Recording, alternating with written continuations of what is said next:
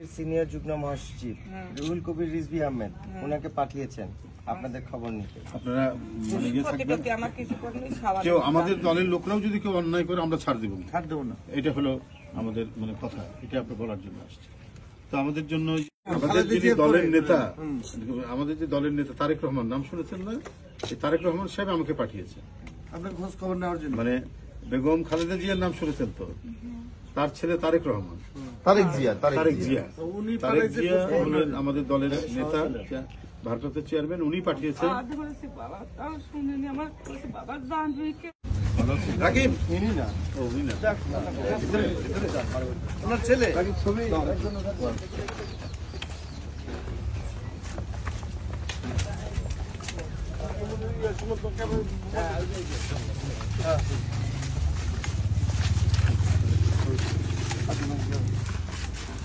এই বছর ফোন করেছে বাসা কি আছেন জিজ্ঞেস করো।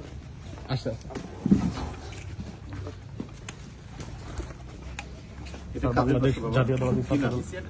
কি নাম আপনার? আপনার বাসা কি ভাঙচুর করছে?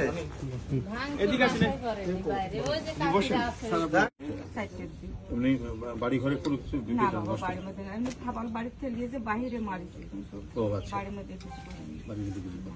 কোনো ইয়ে করবেন। আমরা এমনি বিএনপির লোক, কিন্তু আমরা ওটা শুনি। হ্যাঁ, আপনি কোনো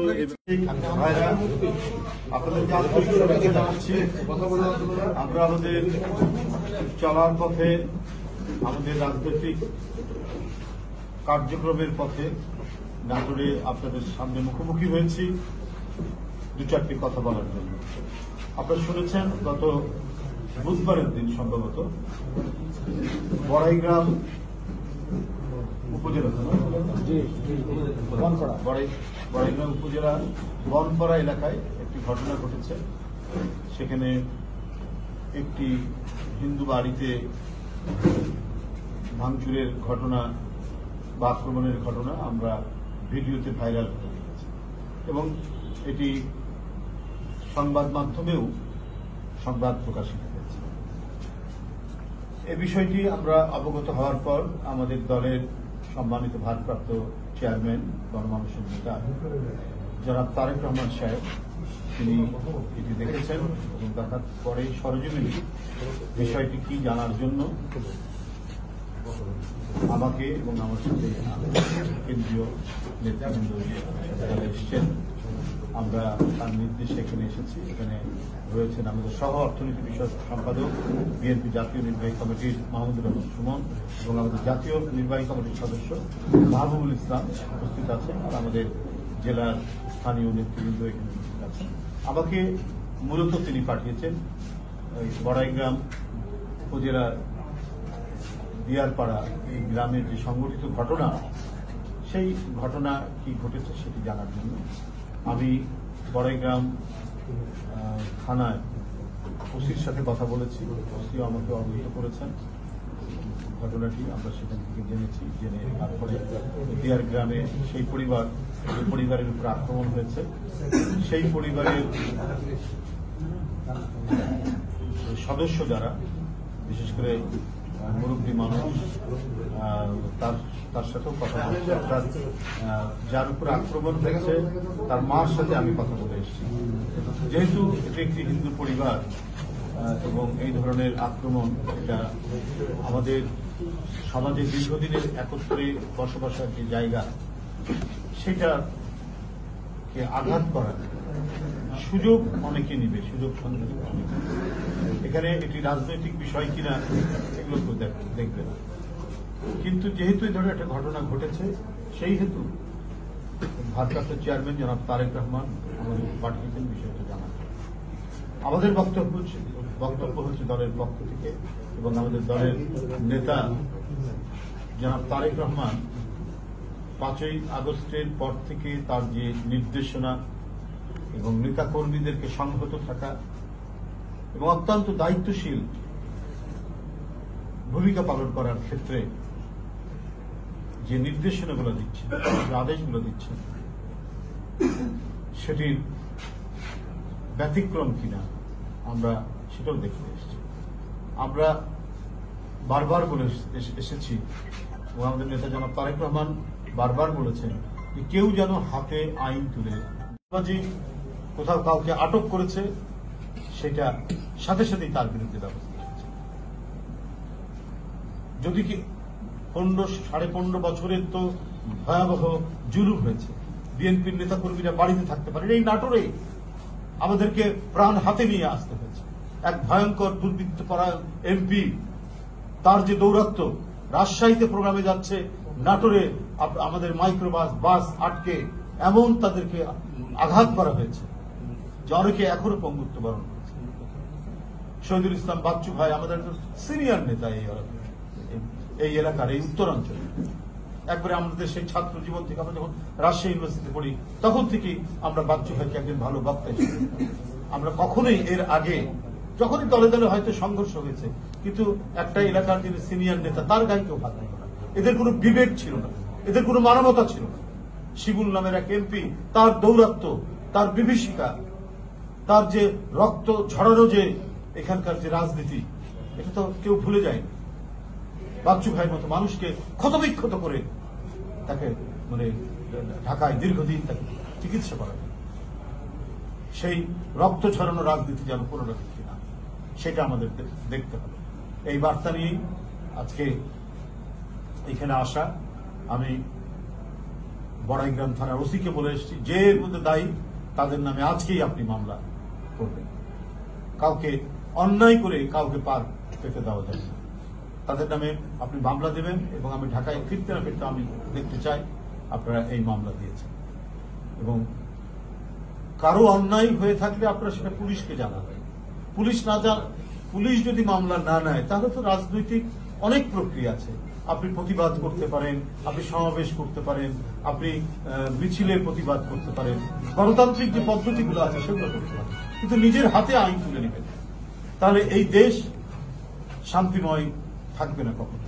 কারণ আরো এমন আরো শক্তি রয়েছে যারা সামান্য আপনারা একটুকু ত্রুটি করবেন সেটাকে খুব বড় করে আন্তর্জাতিকভাবে দেখানো হচ্ছে। শেখ হাসিনা যেখানে আশ্রয় পেয়েছেন সেখানকার গণমাধ্যম প্রতিনিয়ত বাংলাদেশের বিরুদ্ধে এমন অপপ্রচার দিচ্ছে, একবারে অপপ্রচারের প্রয়াস চলছে সেই দেশ থেকে। সেই সুযোগ আপনারা দেবেন না, আপনাদের দিক থেকে যেন ন্যূনতম সেই সুযোগ না আসে। সুতরাং আমি আজকে এখানে উপস্থিত সাংবাদিক ভাইরা রয়েছেন, গণমাধ্যমের সকল গণমাধ্যমের যারা সাংবাদিকরা রয়েছেন, সবার কাছে আমি এই কথাটি বলতে এসেছি যে বিএনপির অন্যান্য থানা, উপজেলা এবং এই জেলা সহ আরো এই উত্তরাঞ্চলের সারা বাংলাদেশেই বলতে চাই যে বিএনপির নেতাকর্মীরা তারা অত্যন্ত সভ্য সুরুচিপূর্ণ তারা আচরণ করবেন এবং যে কোনো অন্যায়ের তারা প্রতিবাদ করবেন, কিন্তু হাতে আইন তুলে নেবেন। আপনারা পুলিশকে জানাবেন, আপনারা র্যাবকে জানাবেন। তারা যদি কথা না শুনে তখন আপনি রাজনৈতিক পদ্ধতি আপনি প্রতিবাদ জানাবেন, সভা সমাবেশ করবেন, করে আপনি করবেন। তারা দেখবেন যে সেইটাই হবে সবচাইতে উপযুক্ত প্রতিবাদ, এবং সেটাতে অনেক বেশি আপনার কাজ। তো আবারও আমি আপনাদের সামনে সবাইকে ধন্যবাদ জানাই। নাটোর বিএনপির নেতৃবৃন্দ তারা আজকে রাজশাহীতে প্রোগ্রাম হচ্ছে, কর্মসূচির জন্য তারা অধিকাংশই গেছে, তারপরেও সেখান থেকে আপনাদেরকে এখানে এই অনুষ্ঠানটি করা, এই সংবাদ সম্মেলন করার সেখান থেকে অর্গানাইজ সবাই সহযোগিতা করেছেন। আমাদের নেতা, নাটোরের বরেণ্য নেতা রুহুল কুদ্দুস তালুকদার দুলুল, সে বারবার খোঁজ নিয়েছে। আমি নাটোরে ঢুকে আমি কাজগুলো শুরু করার প্রত্যেকটি সমস্যার খোঁজ নিয়েছে, এবং আরো যে সমস্ত নেতৃবৃন্দ, বিশেষ করে বড়াইগ্রামের বিএনপির নেতৃবৃন্দ এবং অঙ্গ সংগঠনের যুবদল, ছাত্রদল, স্বেচ্ছাসেবক দল নেতৃবৃন্দ সার্বক্ষণিকভাবে তারা হয়তো ব্যাপক মাত্রায় আমি খবর দেইনি, আমি অনেকটা যেহেতু আমার সাংগঠনিক প্রোগ্রাম নাই, আমি আমার মতো করে এসেছি। তারপর যারা সংবাদ পেয়ে এসছেন প্রত্যেকেই সহযোগিতার হাত বাড়িয়েছেন এবং প্রত্যেকে আমার সাথে সেই ভিকটিম পরিবারের কাছে গেছেন, তাদেরকে আশ্বাস দিয়েছেন যে এই ধরনের কোনো পুনরাবৃত্তি তো কেউ করবেই না, কেউ করার সম্ভাবনা থাকলে আমাদের বিএনপির বড়াইগ্রাম এবং বনপাড়ার যারা নেতৃবৃন্দ আছেন তারা সেই বিষয়গুলি দেখবেন, এ কথাগুলো তারা সেখানে বলেছেন। সুতরাং আমি আপনাদের কাছে এখন বিদায় নিব। আমি নাটোর জেলার যে সকল বরেণ্য সাংবাদিক ভাইরা এই দুপুর বেলায় এই খাওয়ার সময়, দুপুরে লাঞ্চের সময় আপনারা প্রত্যেকে যে উপস্থিত হয়েছে, এই কারণে আপনাদেরকে আমি আন্তরিকভাবে শুভেচ্ছা জানাই, প্রীতি জানাই এবং ধন্যবাদ।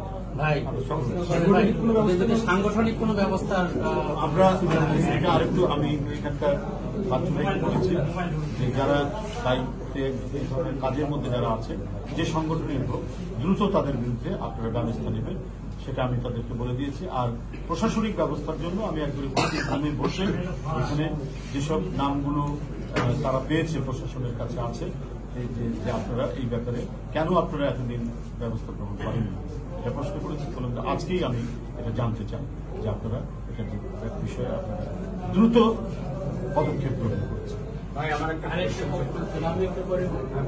আজকে নির্বাচন কমিশন যারা শপথ গ্রহণ করলো, বিএনপি থেকে কিভাবে দেখুন, আমরা তো বলেছি স্পষ্টভাবে আমরা যেটা প্রত্যাশা করি নির্বাচন কমিশনের কাছ থেকে, তারা শপথ গ্রহণ করেছেন, এই জন্য তার ধন্যবাদ জানাই। নির্বাচন কমিশন যেন মানে পূর্বের যে নির্বাচন কমিশনের আমরা যে দৃষ্টান্তগুলো দেখেছি, যে কি বলে যে ভোটাররা ভোট দিতে যায়নি আর বলে দিলেন নির্বাচন কমিশনার, প্রধান নির্বাচন কমিশনার সন্ধ্যা 6টার মধ্যে বলে দিলেন যে শতকরা 40% 45% বা 51% ভোট পড়েছে। ওই নির্বাচন কমিশনের নাম একটা কাক পক্ষীয় ভোট কেন্দ্রে যায়নি, চতুষ্পদ প্রাণী ঘোরাফেরা করতে দেখা গেছে। একই লাইন দাঁড়িয়ে আছে, সেটা হলো আওয়ামী লীগের লোকজন দ্বারা। সকালে যে লোকদেরকে দেখাচ্ছে, দুপুরে 2টার সময় সেই লোকদেরকে দেখা এই যে এইগুলোর যেন পুনরাবৃত্তি না, এটা আমরা তাদেরকে বলেছি। আমরা আশা করছি তারা সেটা করবেন না। তাদের সামনে মানে পিছনে যে শিক্ষাগুলো আছে, যে একটা অবাধ নির্বাচনকে কিভাবে আসতে কথা বলো না প্লিজ, কথা বলো না, অবাধ সুষ্ঠু নির্বাচনকে কিভাবে ধ্বংস করতে হয়, সেই দৃষ্টান্তগুলো তো আমাদের পেছনে আমরা দেখেছি সেটা না। এবং নির্বাচন কমিশন হচ্ছে একটা স্বাধীন সাংবিধানিক সংস্থা, তাদের তো নিজস্ব ক্ষমতা আছে। আপনার নির্বাহী বিভাগ যদি তাদেরকে কোনো আদেশ করে, অন্যায় আদেশ করে, সেটা না শোনার তাদের অধিকার আছে। কিন্তু শেখ হাসিনা বেছে বেছে এমন লোকদের দিয়ে নির্বাচন কমিশন করতেন যারা শেখ হাসিনার কৃতদাস হিসাবে কাজ করতেন। এদের কাছে অবাধ সুষ্ঠু নির্বাচন, এদের কাছে কি বলে যে ইনক্লুসিভ নির্বাচন, এর কোনো মূল্যই ছিল না, ভোটারদের কোনো দামই ছিল না। বর্তমান নির্বাচন কমিশনের কাছে সেই ধরনেরই মানুষের প্রত্যাশা। ভোটাররা নির্বিঘ্নে ভোট দিতে যাবে এবং ভোটের পরিবেশ থাকবে অত্যন্ত শান্তিপূর্ণ, যেটার জন্য জনগণ আমাদেরকে সবসময় সমর্থন দিয়েছে। এবং বিএনপি নিরবচ্ছিন্নভাবে যে 15-16 বছর আন্দোলন করেছে, সেই আন্দোলনের প্রতি তারা সমর্থন করেছে। আর সর্বশেষে জুলাই এবং আগস্টে ছাত্র জনতার যে আন্দোলন, সেটাও তো ছিল গণতন্ত্রের আন্দোলন, সেটাও তো ছিল যে ফ্যাসিবাদকে পতনের আন্দোলন। এবং ফ্যাসিবাদ পতনে গণতান্ত্রিক আন্দোলন মানে হচ্ছে যে কোনো ব্যক্তি, দল বা বিশেষ কোনো গোষ্ঠীর না, এখানে একটা প্রকৃত গণতন্ত্র।